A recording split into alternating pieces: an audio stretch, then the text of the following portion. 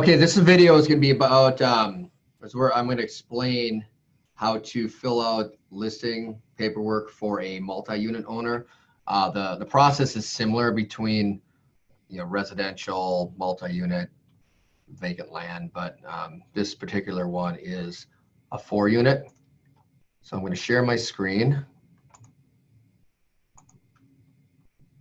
All right, so going to transaction desk. The transaction is 3012 Bryant Avenue South. I have Miller, Jevney Miller on there. It's actually, I realized after I've typed that this property is owned by a couple individuals,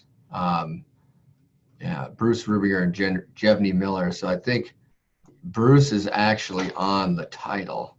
So this paperwork is going to need to go to him. So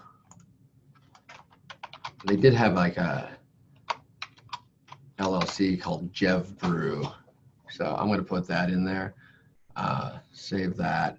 The seller's disclosure statement, they're going to do a disclosure alternatives form. It's basically a limited disclosure since neither of those individuals have lived in the property, and they're going to ask for a waiver of the state disclosure requirements. In Minnesota, you can do that with consent from both parties. So they don't know of a subsurface sewage treatment.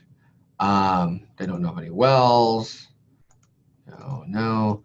A lot of times you have the sellers fill out this form. You don't really want to touch it.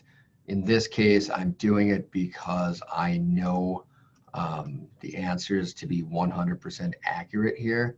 I don't know about this one. I'm assuming no, but I'm going to leave it blank. I know there has not been a radon test or a mitigation system, so this is a very limited form. I would never do this on a regular seller's disclosure, so just keep that in mind. You let the sellers fill those out, or if they don't know, you just scribble unknown across the page. But if we as agents had no material facts and the seller didn't disclose, we still have a duty and obligation. Material facts that could affect the use and enjoyment of the property by the buyer, we still have an obligation to disclose those things. So I don't want to get too far in the weeds, but agency relationships form, nothing to fill out here, but this will be signed. It's just disclosure required by the Commerce Department. Here in Minnesota, lead paint. Since it's 4 units or less, it is residential multi-unit. We need a lead paint disclosure. I don't believe they have any knowledge of any lead paint. The reality is, since the property was built before 1978, somewhere in that paint is some lead, more than likely. It's not a guarantee, but it's more than likely. Arbitration, really don't need to fill this one out now. This will be filled out at time of purchase agreement. And the big daddy, the exclusive right to sell listing contract. This is the important one. This is what talks about the commission. I'm going to put Bruce Rumiger on here because that is the name on the tax records. If that changes, they will let me know. We're going to shoot for the moon on this one. We'll see how this goes. They're going definitely for the top of the market. Contract starts when I did my initial, when I set up my transaction, I did put the terms, the term of the contract, which I put 90 days. This will not last 90 days. They will either sell it or pull it from the market in 30, which I'm absolutely fine doing. These are good customers, good clients, good friends that I've known for 15 years. So we're taking a shot at it right now. Listing display on the internet. Yep. Address, of course, automated valuation. Now, if you put no here, it won't show up on like Zillow and all the other, websites that do auto valuation. So we want it to be on Zillow. That's where a lot of people look. I never let people make comments. I just don't want somebody who might have lived in the property 50 years ago to go out there and make some asinine comment about the property, or if they know the owner or anything. It's just not.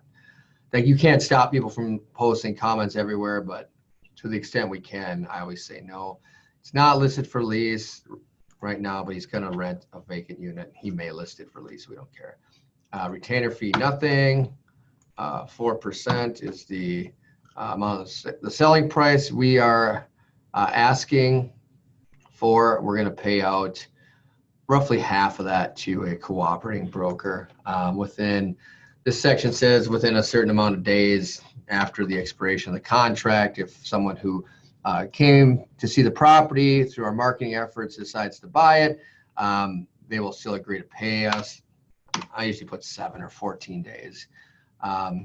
Broker, I shall offer compensation, and it's going to be anywhere from 0 to 2% of the sale price. I am going to decide what that is, not the seller. Seller wishes to have the broker arrange for closing. Yes, I always do that for these people. They are not a foreign person.